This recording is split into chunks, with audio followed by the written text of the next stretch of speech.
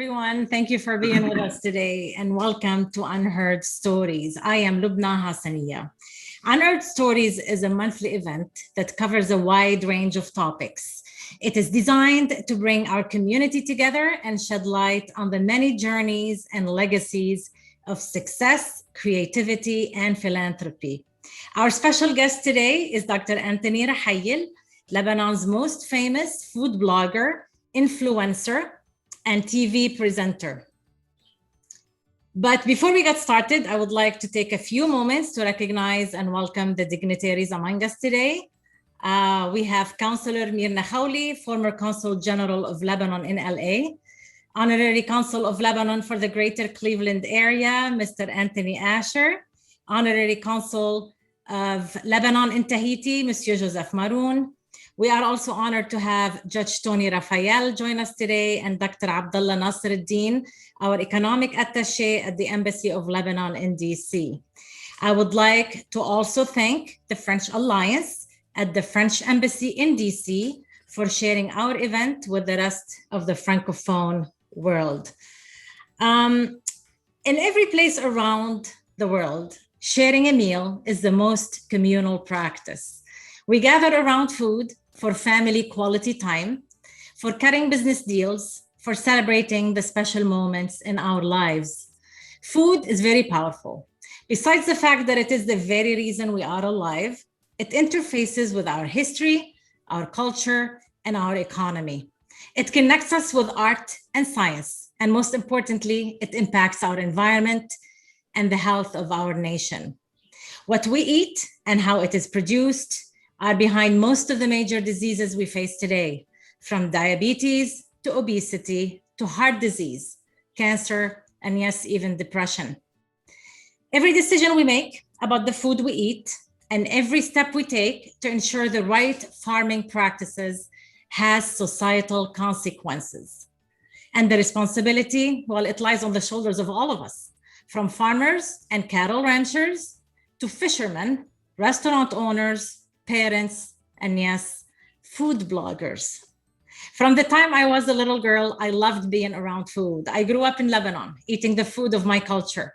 And the best part of the day for me was coming home from school, my mother's cooking greeting me at the door. Hummus and tabbouleh, za'atar, falafel, or kibbeh. Lebanese food is the most popular of all Middle Eastern cuisines. It is as wholesome as it is delectable. It has its roots in the land's ancient past. It is the refined product of a unique, multicultural history. It encompasses the exotic spices of the East and the sophisticated taste of the West. It is rich with fresh fruits and vegetables, legumes and olive oil, rose water, and pomegranate molasses. Today, I prepare my dishes from the Lebanese cuisine for myself and my family as a way of reconnecting with home and reliving childhood memories. To give Lebanese cuisine the attention it deserves, we're privileged to have with us today Anthony Rahayel. Anthony's love for Lebanon takes him around the world to spread the real image of authentic and beautiful Lebanon. A prominent career in oral surgery could not stand in the face of Anthony's passion for food. And just like Alfred Adler suggested, Anthony followed his heart, but he took his brain with him. And with that, he stole the hearts and minds of hundreds of thousands of people around the world. Anthony Rahayel, welcome to Unheard Stories. Hi. So the way I usually start is good morning, good evening, all around the world, wherever you are, Lebanese or friends or supporters or believers or followers. Thank you for watching, and this is how I always start. Thank you for having me, Lubna, and I'm very excited and happy to be here. Well, thank you for being here, Anthony. I wanna tell you one more thing before we get started. I think you are a breath of fresh air. What you're doing today is allowing us to unearth a part of Lebanon, Anthony, that has been drowned by a loud, rampant, and at times unforgiving wave of social trends. You are connecting us with our past and with a part of our history, uttered by the very people who make history, will never be forgotten. That part of history will never be forgotten because of you. So I thank you for that. Thank you. Thank you. Yeah. You say you are on a mission to show the world the most beautiful country on earth. You've repeated it thousands of times that Lebanon is that most beautiful country in the world. لبنان أحلى بلد بالعالم. Can you describe to our audience today in your own words why you think Lebanon is the most beautiful country in the world? Because Lebanon is complete. So we need to start by dissociating what Lebanon as a land, Lebanon as people, Lebanon as politicians, Lebanon as whatever you know about Lebanon. And Lebanon is complete. Lebanon is a country that has been here for thousands of years. Lebanon has exported to the world alphabet. Lebanon is more than 6,000 years old. Lebanon is full of stories. Lebanon is full of good food. Lebanon has the sea, the land, and definitely the mountains. Lebanon has snow. Lebanon has an amazing summer. Lebanon has more than 4 seasons. Lebanon has more than 300 days of sun during the year. Lebanon has anything you might imagine, from plantation, vegetables, and fruits. Lebanon has amazing food. Lebanon is where vegetables taste vegetables and fruits taste fruits. Lebanon is where you have more than 200 plates on one table and where sharing is caring. Lebanon is where the family unites. Lebanon is where someone doesn't go out of home or leave home until he's married and not before. Lebanon is where the family gathers on a Sunday. Lebanon, Lebanon, Lebanon. I can go on and on and on. Lebanon is where 16 million expats have been controlling, ruling, enjoying the world and known all around. Lebanon is where education is. Lebanon is where 3 languages are spoken with 90% of people. And I would continue again and again. And then dissociating what Lebanon is, how people treat Lebanon and how Lebanese would act about their country and how politicians would do in Lebanon. This is very, very important. So when I say Lebanon is the most beautiful country on earth, definitely because Lebanon has greenery and Lebanon has great weather and so on, but Lebanon has a core. Lebanon is something that is unseen, unheard. Lebanon is where many civilizations have passed. Lebanon is where Christ has passed. Lebanon is unique, different, the center of the world with all due humbleness and respect to all the other countries around the world. Lebanon is where you can spend a year and still have something to discover, is where the soul speaks history, is where a smile can unite people. So this is for me Lebanon, and this is why I want to show it to the world. As not seen on TV, Lebanon is not the Lebanon of the news. Lebanon is not the Lebanon of 8:30 p.m. Lebanon time. Lebanon is not what people say. Lebanon is not what the news and televisions show you all around the world. Lebanon is something much deeper than that, and probably we need a little bit of education to start respecting our country more and remember every single day of our life what did we do for our country and not what our country did for us. So I think I've answered the question pretty well, and invite you to love your country even more. Yes, I do. Trust me, I do. Thank you for that response. When we watch you on TV, like I'm watching you right now, or on YouTube, it's very easy to pick on your cheerful, high spirits, Anthony. Your voice is bubbly. Your outlook is always upbeat and positive, and that's a delight. Part of what you do is to taste different foods. The way you describe a dish when you taste, Anthony, is just mouth-watering. You deconstruct the dish and cleverly reintroduce to us each of its ingredients, making us experience, though vicariously, every single pleasure your taste buds are experiencing. Where does this passion for what you do come from, Anthony? What made you finally realize that your passion lies outside your profession, okay? And that a sense of duty was calling you in a totally different direction? It's a build-up of many things that started probably during school days when I was 12, and I still remember when I first went to a scout camp. And back then, I wanted to be a cook, I wanted to be a photographer, I wanted to be a collector, I wanted to be lots of things. 17 years of scouting made me a different person, made me a unique person, made me someone who loves and appreciates little details of life, and that is something I repeat again and again. My previous life was 15 years of photography, and my logo and tagline was the details of life. And then came 10 years of nightlife business, I would say business, but nightlife coverage, crowned by a book, and the book was night secrets uncovered of Lebanon. And then came food, where food unites, where food is the international language of happiness, international language of unity, where colors are amazing, where flavors, where your five senses are activated.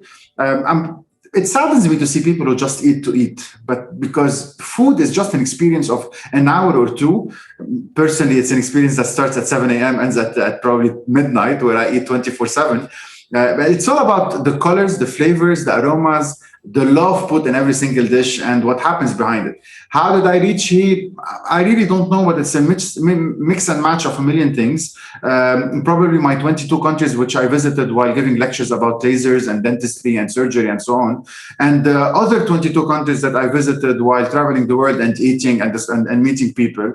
It's the love of food, definitely, but the love of heroes, love of people. I always say it's not about me, it's about the people I meet. Every single day, I probably meet between 20 and 30 people every single day. It's never about what I give them or what I say to them. It's about what I learn from them. And this is my philosophy in life. And probably this makes me wake up every single morning and say, okay, what is it about tomorrow, and what can we do more, and how much can I cover more? And yes, I have a mission. My mission is Lebanon. My mission is Lebanon for my kids. My mission is Lebanon for the next generations. My mission is to cover and film and put en relief, we say in French, and put up front every single hero in Lebanon. What is a hero for me? A hero in Lebanon or outside of Lebanon is someone that has worked so hard in his life and unfortunately has not been appreciated. And to be a hero, you do not have to be a businessman or have succeeded in your life with millions of dollars and so on, or probably wearing a suit and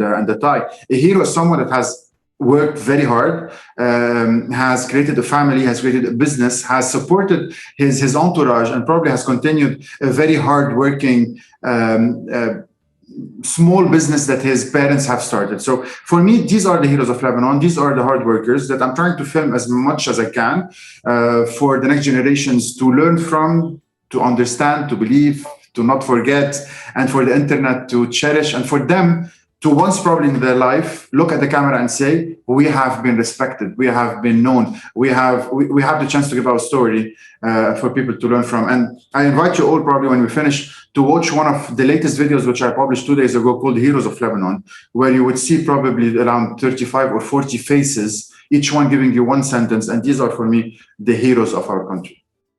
Yeah, thank you. And as you were saying, you went through from one thing to another, and you were not afraid of change. Apparently, you wanted to move with your passion and where your passion was taking you. And, you know, we are all subject to social imprinting since childhood, Anthony. And to say the truth, this social imprinting limits our individual growth and can very well distort how we perceive reality and life around us. And you created that paradigm shift several times for yourself, and that's absolutely outstanding. You redefined your own mission in life, and you opened up a whole new world of opportunities for yourself. I commend you for that. Thank you. You created a food blog called No Garlic, No Onions, and you started it, I think, back in 2010, and have been growing it ever since. Well, the name itself is very fun and catchy. Can you start by telling us how you came across that name and maybe what your mission was specifically with No Garlic, No Onions? So let's start by the name. The name is that I'm allergic to both raw onions and garlic. So unfortunately, I cannot eat both. And probably since I was born, but never knew until I met my wife in 2009. And from day one, she told me, okay, my dad is allergic as well. So you are allergic, so stop. And my life changed because I stopped being sick. And I understood that there are things in life that you cannot eat. Every single human being has something that he cannot eat. But unfortunately, continue on eating and saying it in the Lebanese way, بيزعجوني بس طيبين. Okay, or بيزعجوك or طيبين. So or eat it or not. So accordingly, when I stopped garlic and onion, my life changed. So when I reached the point of starting that blog, it was very easy and common name because every time we want to go out or we're invited to dinner or we want to eat something, it's about please no garlic, no onions. So please no garlic, no onions became a brand name, and this is how the idea started. It started in actually 2012, 13th of March. I cannot forget the date, as a blog and a secret blog. Nobody knew who I am. Nobody knew the person behind it. And my idea and idealism of things was I was fed up of seeing the top 10 list of restaurants all around the world paid for. Advertising, lies all around. Everything that you see is paid for. Every advertisement that is true is not, and so on. So I wanted to create a blog where you know where to go, what to eat, what to do, with always having the picture of the bill at the end of my series of 50 pictures, and writing the details of experience from the valet parking, the experience, what did we eat, the waiters, the food quality, and so on, without pretending that I'm someone who knows, or a chef, or a critique. But it started well. People followed, loved it, tried it, and saw that, yeah, at the end, this is how it is. So I started building trust. But it was not enough. So 2014, I approached MTV for a TV show, and the idea started by, I want to promote Lebanon. I want to film Lebanon, inspired by probably the 20 minutes of positivity and news on TFA about friends, and probably 15 minutes of news, and not 35 minutes of negativity. And it was a very hard journey that started back then, because it was a big no. Why would someone watch something positive about Lebanon? It's not advertisable. We cannot get advertising about it. But I kept on continuing and wanting to be, and lobbying for it, and then it happened. And the idea was, okay, I wrote the reviews, but I don't want to be the person for people who have a phone, an iPhone, a tablet, or people who know technology. I want to go on TV, to the kitchens of housewives, of people who do not have a phone. I want to be the person of the common people. And this is how it started, 2014. Today we are at 3,000 videos on YouTube plus, already 500 episodes on TV. It started as a show that appears on Sunday at 9 a.m., and then Saturday and Sunday, and then every day, and then 3 times a day. And people are loving it, and I hope you do too. So the idea evolved along the way, from villages to heroes to donations to Lebanon, to heroes around Lebanon, which I've visited Australia and many countries around the world, to success stories of Lebanese around the world and USA. Here I come whenever I have a visa, and that would be soon, surprise.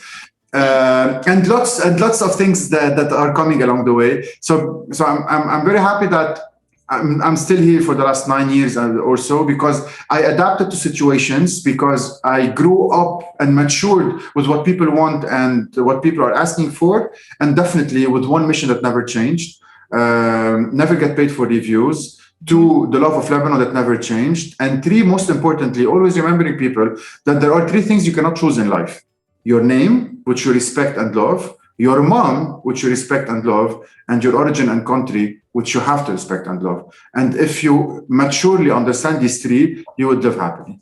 Yes, definitely. Well put. Thank you so much. And you're definitely connecting people together, regions together, and bridging gaps of ideas. Also spreading happiness and awareness. Yeah, thank you so much. As a food professional, Anthony, the choices you make, the types of foods you showcase are not only to market certain areas per se, or certain restaurants. They're also to show what you, Anthony Rahayel, believe in, what you think is good for your followers. Is your job easier today knowing that there is a global awareness of the health benefits of a Mediterranean diet, and more precisely Lebanese diet? It is easier probably because people now understand what Mediterranean diet is. It is harder definitely because many cousins of ours are trying to steal our heritage. So it's becoming harder and harder. 1, 2, unfortunately, and what I call, one day I woke up and said, I said, I want to create the culture police. What is culture police? When someone opens a restaurant around the world and uses the word Lebanon and uses the green cedar tree, he has little tiny obligations, of which having Lebanese chefs, 2, respecting the culture, 3, not playing with the food, 4, knowing what he's talking about, 5, presenting something that is worth the Lebanon word, and definitely the cedar tree. So taking the question from that point of view, yes, it is easy, and hummus has been all around the world, and everybody's talking about tabbouleh, and we're talking about the 80% vegan Lebanese meze table, and so on and so forth. But is it well used around the world? Is it respected around the world? So what's happening to our Lebanese culture? What's happening to the Mediterranean diet? How is it used from across the Atlantic and so on? So the mission has been probably harder lately, refocusing on the origins of things, how to do it, what to do about it. And it's not only about eating a cucumber and saying it's fresh, or cutting parsley that is super thick and big as a mint leaf and saying it's tabbouleh, or other things. So accordingly, I'll be fighting and continuing to fight to protect a heritage I believe is 1,000 years old or more, and hopefully it will be respected as it should be. Yeah, thank you. Well, to emphasize the benefits of the Mediterranean diet, Anthony, it has been shown that the Mediterranean diet improves brain and heart health and also prevents cancer and diabetes. So here you have it. When I first came to this country, Anthony, olive oil was not something you could dip your bread in. Okay. And now I see za'atar, for example, on the shelves of local US supermarkets, and hummus, like you said, is always king, the hummus dip. You also have a TV show, Anthony, called Mishwar. You touched a little bit on that. And that TV show airs on MTV Lebanon, I think. You basically tour different regions of the country, promoting not only their food, but also everything else that region has to offer, from agriculture to arts and crafts to talents. You're bringing to life remote villages that many of us don't even know exist.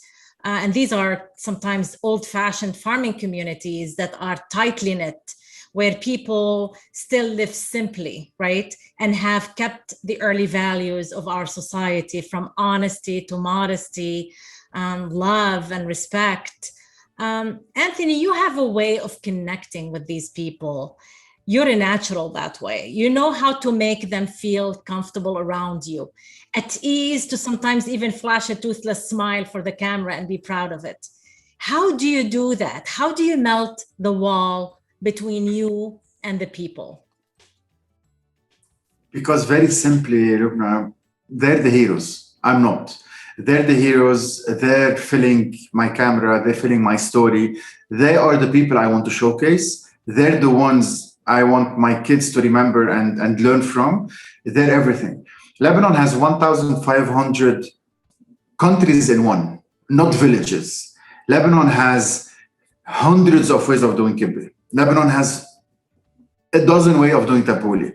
Lebanon has probably dozens of ways of doing hummus. Lebanon has 20 plus ways of talking and dialects. Lebanon has a million things which were built up and created due to several wars that we've passed from. So taking the wars positively, or looking at wars from a positive perspective, since every village lived alone and every region lived alone, so they developed food cultures alone. So kibbeh, would you do it ashjaran? Would you do it on a flat surface? Would you do it with mardakush or special spices from the south? Would you do it only with burghul from the north? And so on and so forth. So how does it happen? One, I'm very confident of what I do. Two, I'm no one. I'm just Anthony, a simple Lebanese with all the modesty I still have. Three, they're my heroes. They're the big heroes. And every time I meet one of them, and now I'm traveling with Abu Shadi, Tony, the famous fool guy from Lebanon. I brought him with me to Dubai, and I pamper him all day like he's my father. And many message me and say, is he your father? I say, no, he's my friend. He's someone I love, and he deserves to travel and deserve to enjoy Dubai the way he should be. So probably this is the secret, and this is an invitation to all camera influencers and so on. Keep your feet on the ground. Yeah, true. And like you said, food and culture, they do interface. Although Lebanon is a small country, like you were saying, every region in Lebanon has pretty much its own culture, right? You just said that, and thereby its own cooking style. And you spoke about kibbeh, and it happened to be one of my favorite dishes. which is also Lebanon's national dish, I believe. It's basically, if I am to describe it, take your position here, Anthony.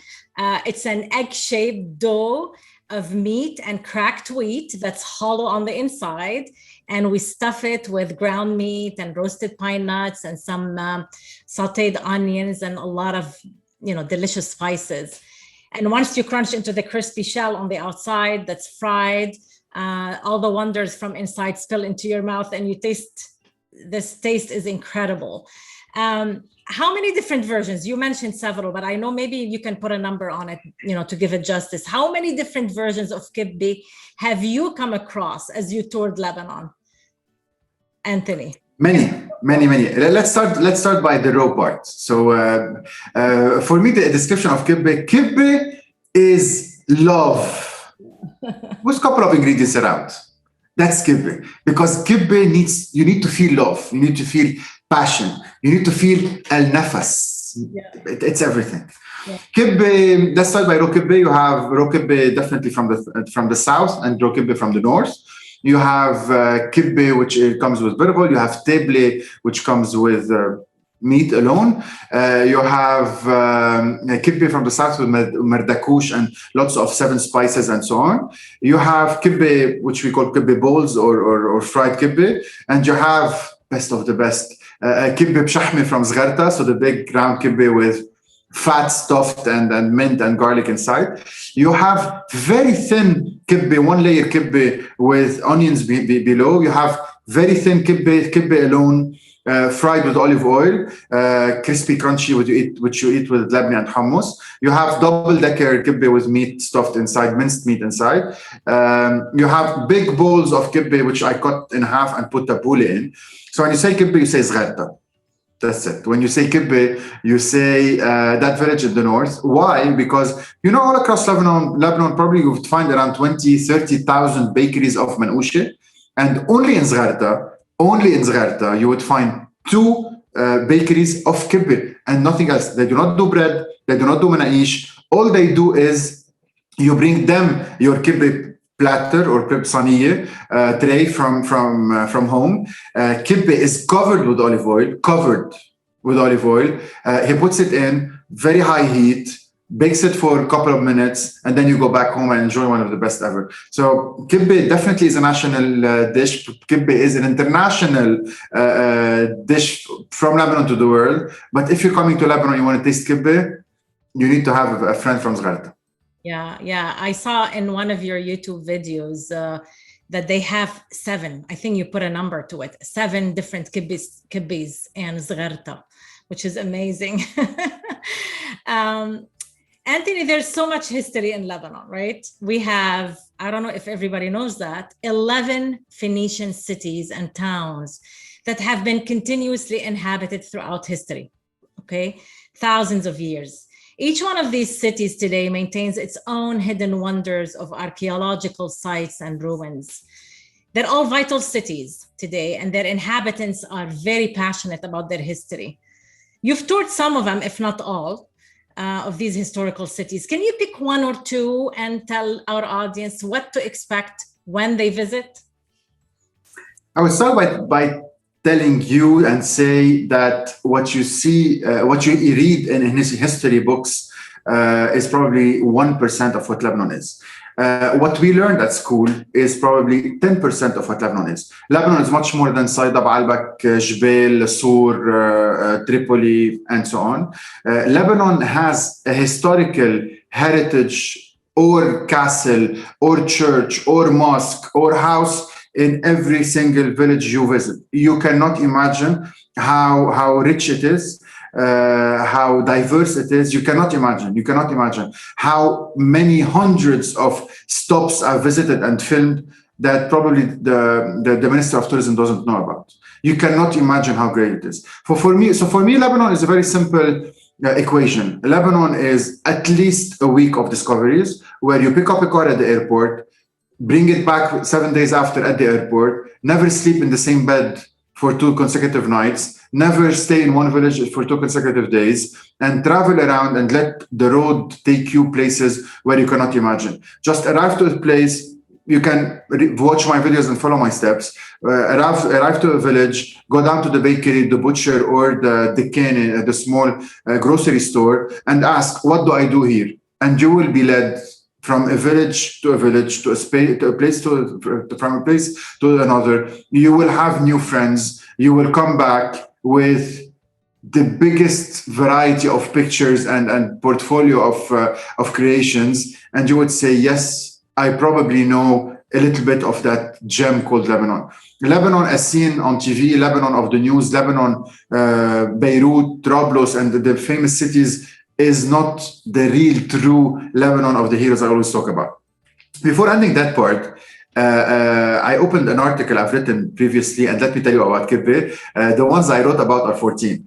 كبة بشحمة، كبة بصينية، كبة قراص، كبة بصل، كبة تلقطين، كبة حيلة which is vegan، كبة قراص، كبة لبنة، كبة بطاطا، كبة نية، كبة صاجية، كبة شريش، كبة رز، كبة حمص، كبة سمك، كبة سمكية، كبة أرنبية، كبة لبنية، كبة بالكرز، كبة كشك، and the list goes on and on. Amazing.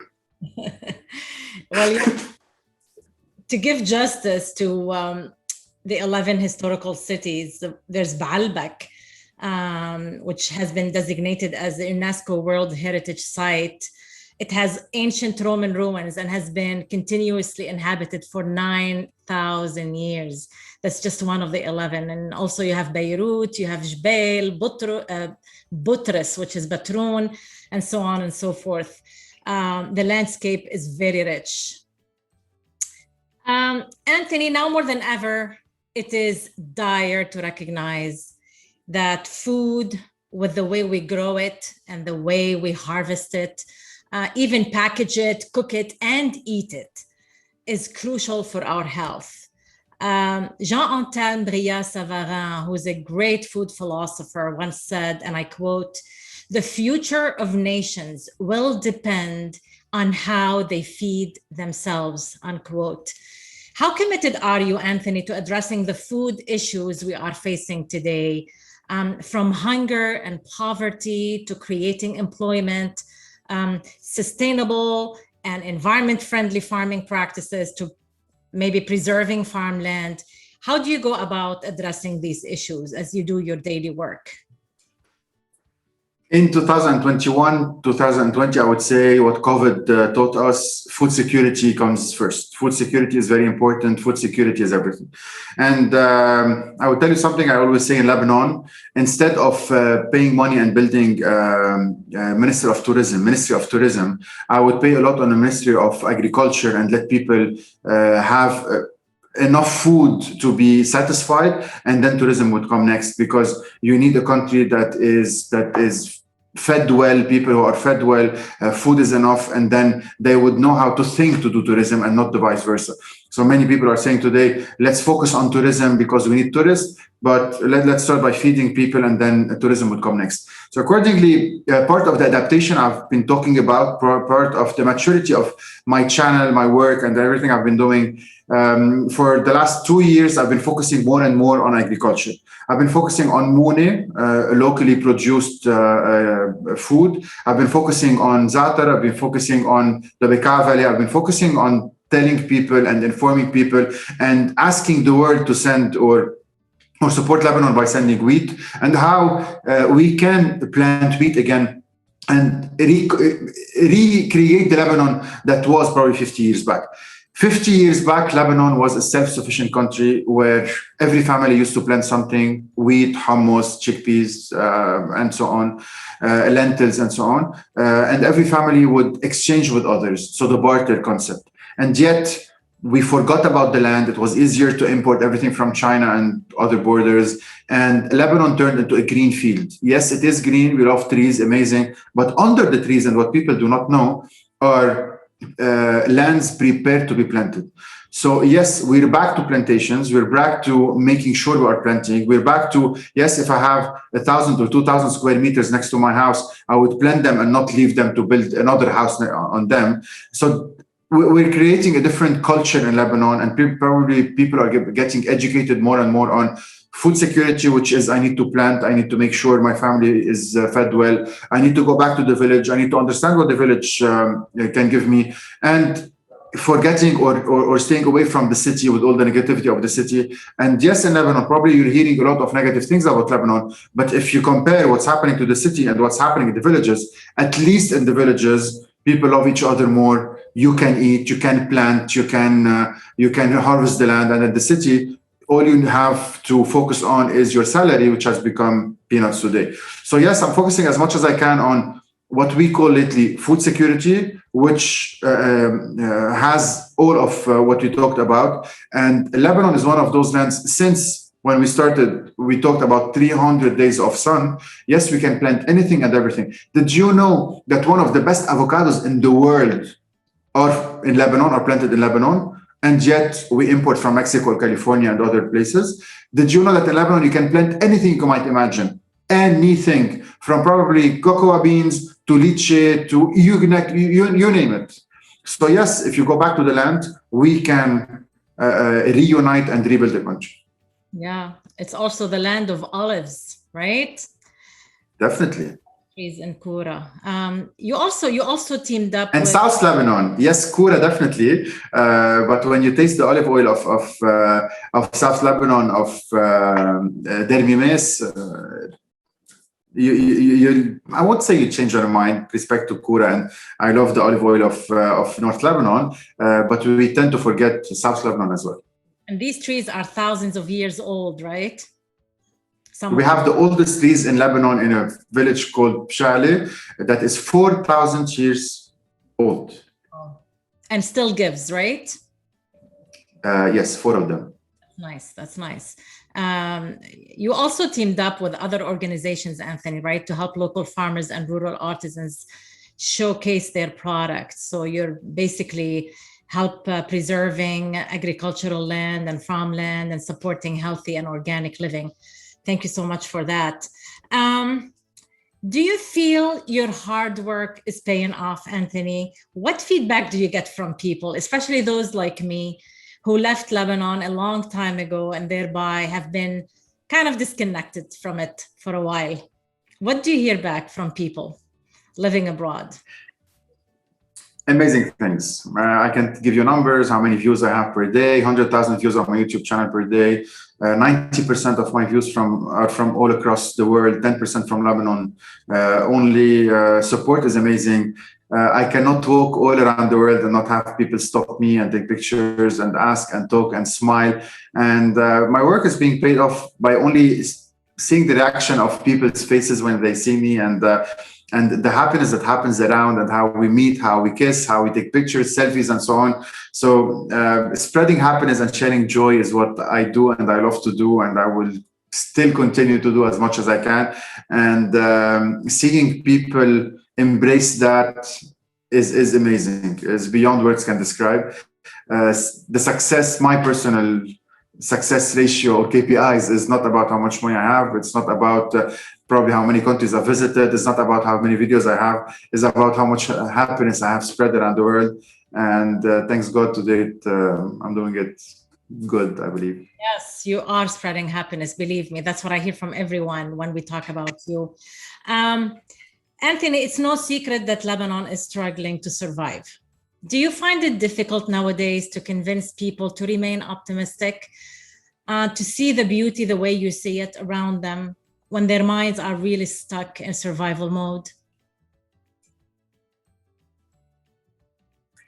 Let's not generalize. And this is the first thing I start by saying, because again, what the news tells you is not what's happening.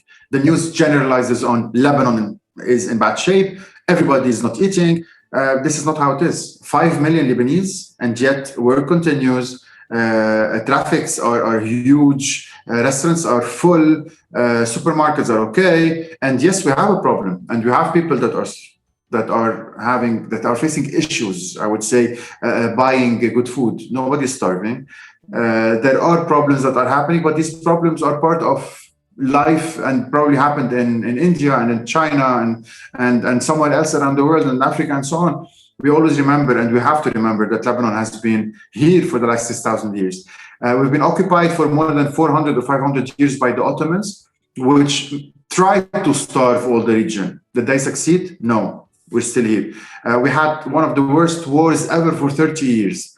Did it erase Lebanon? No, we're still here, and so on. So I have a personal mission I'm going to continue doing. Whoever wants to watch it is free to. Whoever doesn't want to or feels embarrassed by can stop. That won't change me. So instead of changing to negativity the way people want me to change, I would continue on doing what I do and changing them to positivity. And this is harder, definitely. It's easier for people to take you down to them because it's way harder for them to go up to you. And yes, I'll continue and so and until whatever.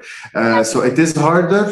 Probably yes and probably no. My mission continues, my ambition continues, and my target has never changed. And this is why nothing has changed on the account. Never. I get harassed sometimes. I get messages sometimes. I get positive and negative comments. Do I change? No, because I know what I want, and that would not change. So this is how it is. Thank you for what you're doing, really. And I always say the responsibility lies on the shoulders of all of us, not just you, Anthony. We should all chip in. I said that earlier, and I know I cannot say it enough. Each one of us should undergo the change we wish to see in others. That's to paraphrase Mahatma Gandhi for you. If each one of us makes a little effort, for as long as our minds and hearts are focused on the collective good, not only the individual good, then we are prone to get where we aim to get in life. It's an easy formula, like you said. The collective will of the people is very powerful, and we should use it in the right direction. If Lebanon, with her valleys and rivers, with her seaports and mountains, can hear you today, Anthony, what would you tell her? If the cedars of Lebanon that are so majestically perched on the mountains of Psharri and Baruch are listening to us right now, what would you promise them, Anthony? That people would respect you more because Lebanese in Lebanon do not know what they have and do not appreciate what they have. That's unfortunate. Yeah, we will get there, like I said, together. Finally, my final question for you today, Anthony, what message do you want to leave your audience with as a final message? What do you ask of us? How can we help you? Believe. Don't stop believing. Don't forget. It's exactly like your name that you never forget, your mom that you never forget. These are values that are very important. Don't forget who you are, where you stand from, where did you come from. With all the success that you have around the world, don't forget Lebanon. Supporting Lebanon is not by sending money. Supporting Lebanon is not by coming back to Lebanon. Supporting Lebanon can simply start by talking positively about it. And this is what I only ask. It's very simple, very easy. Remember who you are, remember where you come from. And every time in a dinner, every time you are asked, every time in a conversation, they start negatively bashing and saying bad things about Lebanon, take it to a positive ending and say, no, this is my country. You do not have the right to talk negatively about it. And this is one way of having an international lobby and polishing Lebanon's image. I don't know, the image around the world. That's it. And this is how we can recreate the country. What's happening lately is Lebanon and Lebanese are having hard time living all around the world because the image is bad, and it is our fault. Yeah, and definitely put country above everything else, right? Country comes first. Thank you, Anthony, for being my guest today. You have a noble mission, definitely, and your story is happy and inspiring. We appreciate you sharing it with us. Can we take some questions from the audience, if you don't mind? For those who wish to directly ask Anthony a question, please go to the reactions button on the bottom of the screen, and I will ask you to unmute yourself and ask your question directly. Otherwise, you can leave your question in the chat box and I can read it out loud. Let's see. Okay, so the question from Talat. Talat is saying, how can we appoint Anthony to be an ambassador? How should we do that? Do you have an idea, Anthony? You are an ambassador already. I see it as such. Yeah, probably. Yeah. I believe I call it in Arabic al-adar. So God takes me places, and I give him my hand to take me places. So whatever is meant to be is going to happen one day. And meanwhile, the mission continues. Yeah. I have a question here for you. Who's your biggest inspiration? Who keeps you moving forward? Wow, I don't know. Many people, definitely. Lots of stories I hear. Who's my inspiration? I don't have one person I would tell you about. Who keeps me forward and pushes me to continue is my wife. Definitely, you cannot imagine. We started that journey together back in 2012. We discussed about plans. We put plans for 10 years to come. And she's my biggest support. So today I'm in Dubai 10 days a month, working hard and coming back to Lebanon, traveling all around Lebanon, probably sleeping 2 nights a week out of my home. And she's the biggest support with the kids, with home, with the phone calls, with everything I am and have become. And I never forget to thank her. Yes, yes. She helps you. She also has the same background, food. She has something. She helps you cook sometimes, doesn't she? She's one of the best cooks ever. You cannot imagine. That lunch for a cause that we did last week was a tremendous success. 230 people attended, and she cooked for them for the first time. She cooks at home every night, but for probably 5 people. So how to take it to 230 and keep it great? And she was amazing. Yes, she cooks. She has an account. What's the background? She never learned cooking. She learned business and international affairs. But we united around food. We love food. Our home boils around food. We travel for food. And yes, it works. That's nice. A question I get a lot, okay, when everybody knew that I was having you as a guest, please ask him, how does he keep himself in shape? So how do you keep yourself in shape when you're surrounded with food constantly? You hop from one place to another on a constant basis. How do you contain your image, maintain it? It's a state of mind. So let's start by never eat something you don't like. Never eat something when you're stressed. Always be happy when eating. Enjoy food. Know when to stop, because food will not escape, and anything you can eat again the next morning. I eat all day, so I don't starve to eat a lot at one meal. I never eat things that are irrelevant. So I would never grab a chocolate. It doesn't add value to my life. I would never eat something that I really won't enjoy. It's never time to eat. So I can skip a meal if I really don't have something great to enjoy. I never eat sugar. So I mean sugar in coffee, sugar in tea, normal Coke, and so on. So it's a state of mind and a way of living that puts me in such a state, I would say, and definitely stopping garlic and onion made a huge difference for the last 10 years. Definitely, for me, enjoy garlic and onions, but you have something that your body doesn't accept. Go discover it. Yeah. I happen to love both of them, so here you have it. I have one more question for you. Can you describe a typical day for us? A normal day starts always around 5:30, 6 a.m. I wake up, shower, and move on. I don't have time to stop, coffee, spend an hour in the morning, so I move on. I have a village, probably in the south, in the north. Some days I do 200 to 300 kilometers a day. Whenever I have to go, I would go. I did from Sur to Baalbek on a 4 hours drive in a day, and then finished in Baalbek, went down back to Jbeil and continued to Hermel and so on.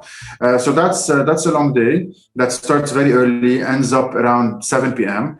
And I make sure to always sleep before midnight, because I believe that every hour at night, starting at 11 and so on, is a lost time from my next morning. So I would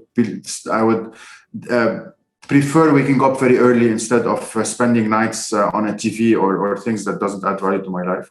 During the day, it's villages, meeting people, visiting restaurants, coming back to the office, finishing some work, lots of editing, probably 2 or 3 times a day for a week for hours. Connecting with the guys. I have 8 people working with me, just working on what to do and how to plan everything. And then again, 10 days a month in Dubai and back 20 days in Lebanon, and goes on and on and on. And the family, usually on Sundays, or else 2 weeks a year for a trip away from everything. And you're doing all that happily, right? I love it. I love it. Nothing makes you wake up every morning at 5 or 6 if you're not happy doing it. I would never, ever wake up and say, today I have a job. It's not a job. It's a happy times. It's a challenge. It's discoveries. I just came back. It's 10 p.m. in Dubai. I just came back from discovering for 6 long hours farming land in the heart of the desert. And I spent 6 amazing hours. You cannot imagine. And video coming soon. Yeah, that's nice. That's nice. I have someone in the audience who would like to ask you directly a question. Hassan Muhtar, go ahead, Hassan. Anthony, what a pleasure to finally see you and meet you. It's unbelievable. I mean, I watch you all the time on YouTube. I follow you all the time. I wish I know your schedule when you're live so I could watch live. Sometimes I see it, sometimes I don't, because of the timing. Obviously, I don't have the time. A lot of times I'm working when you're live. But when you say, oh, 250 people, I'm one of them following. Okay. So what an honor. I mean, I love your show and your program and your attitude and your smile and how you focus on the smile of others. It's amazing. And I'm sure you hear that all the time. That's not what I wanted to say. You take the Lebanese out of Lebanon, but you can't take Lebanon out of the Lebanese. You know, we travel. I left Lebanon 33 years ago, and I make my home like, how would I be if I was in the village? So with the little piece of land that I have, I want to show you. So here's my backyard, and I have a little piece of grass. I cut a little piece, and I built a planter so I could have my tomatoes. And I see tomatoes. Look at these tomatoes. You know, I just picked one, and look. So I have eggplants and stuff. I just wanted to show you, you know, when you say, you know, the people that leave Lebanon is inside here. I know it hurts. We wish to go back, but what can we do? We live here now. Second part. You're amazing. Another question. Okay. No garlic, no onion. Obviously, it has something to do with you because, okay, I could get away with garlic, but onion, man. I mean, every little thing. I cook myself a little bit. I use that in everything. How could you get away with that? You know, I'll tell you how we do it at home. So to be able to eat cooked onions, I would take onions and shred them. So we shred them at home. So we have the essence of onions without having the crunch of onion, which kills me. So try shredding onions. It makes all the difference. Yeah, but I do that for my son, but I thought you don't like onion.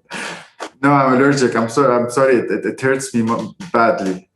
Oh, I'm sorry about that, but it's a pleasure. Yeah. Thank you so much. Hassan, thank you.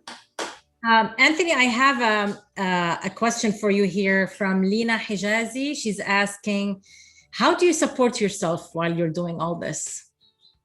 I'm a consultant. This is why I'm in Dubai. This is why I travel to see my clients.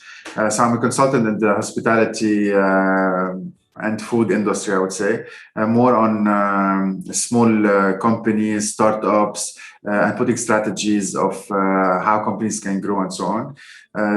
To be able to keep NoGarliNoOnions clean as such, which I love and would never touch that. I have my side jobs, which take a lot of my time and hard work, much more than NoGarliNoOnions. I wish I can do NoGarliNoOnions 30 days a week, a month, all year. But definitely I have a family and We have equipment to buy and lots of things. Understandable, yeah. Yeah. Dr. Abdullah Nasruddin from the Lebanese Embassy in DC would like to ask you a question. Thank you, Lubna. Anthony, really, and I just wanted to share with you something. And I follow you, I watch you, but sometimes I avoid you. لأنه مثلا 2 weeks ago I woke up وعبالي كنت اكل شيء اكل لبناني منقاش او شيء، لقيتك منزل منقاش اللبناني هيدا الصغير سمول لبنيز منقوشي، فقلت لحالي لا عم بعذبنا اليوم أنطوني شو بدنا نعمل؟ all of the sudden my sister sent me another picture from Lebanon of a small منقوش اللي بتنعمل بالبيت. قلت أنا لا, today is going to be very difficult. I said I'm not going to watch Anthony for 2-3 days. He's causing me too much trouble. But I mentioned it in front of actually the mom of my friend in Woodbridge here in Virginia. And for a reason, the next day I was at work at the embassy, very, very busy. And my friend calls me actually telling me, what are you doing? You're busy? I told him, yeah, I'm very busy. I thought كان بده مني الشيء اللي قال لي لأنه ماما عاملة منقاش صغير الزعتر. قلت له لا بدي مشغول أبدا هيني جاي. Actually left, I drove 1 hour to eat it. So sometimes you cause us a lot of problems and it's better to avoid you. But thank you very much for everything you do. You make us all very proud. And I always say that you don't actually promote the food, you promote moments, you promote a kind of moments of joy and happiness, which makes us all actually proud and happy. Thank you very much, Anthony. Thank you, Lubna. Thank you so much. Thank you, Abdullah. It is definitely the way you eat the manouche is just different. The way you bite into it, yeah, it makes our mouths water. I think Farid Makarim wanted to ask a question. I don't see him anymore. Farid, if you still want to ask a question, please raise your hand. I can see you. I will be able to see you. I think we're gonna have to stop it for now. Finish the program. Abdullah, you still want to ask a question? You have your hand raised. Okay, I got it. Okay, well, it was a great pleasure, Anthony, to have you on Stories. Please keep up the great work. And for everyone else listening here today, I highly recommend joining Anthony's YouTube channel. It is entertaining, informative, and I'm sure you will love it. Anything else, Anthony, before I move on? Thank you so much for having me. Thank you so much for having me. Thank you all for watching and spending 1 hour of your time to listen to what I have to say. What else can be said? All I say is all united we can rebuild things. We are blessed, and yet we need to accept it and know that you are blessed. And thank you so much. Please connect with me on Instagram. Whenever you have any question, you want my phone number, I'm ready to give it to you. I'm very close to anyone that wants to connect. If you're coming to Lebanon, I'd love to have breakfast or a coffee with you. And yes, I'm coming to the States soon. Wait for me. Okay, we are waiting. You can leave your contact information in the chat box if you want. To everyone else in our audience, we are so grateful you joined us today. Please don't forget to connect with us again. Unheard Stories is a monthly event. It falls on the last Saturday of every month. Our next episode is scheduled for Saturday, August 28th, and my guest is Dr. Ronald Michael. Dr. Michael is a neurological surgeon at the Illinois Neurospine Institute and Ileana Neurospine Institute in both Illinois and Indiana. Dr. Michael is committed to the advancement of science and medicine. He collaborates with NASA physicists to explore ideas at the frontier of knowledge, such as artificial intelligence-driven cancer drug discovery. You don't want to miss it. Please find the link to register for Dr. Michael's event in the chat box.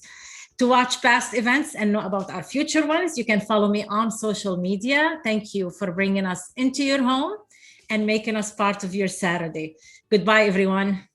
See you next time.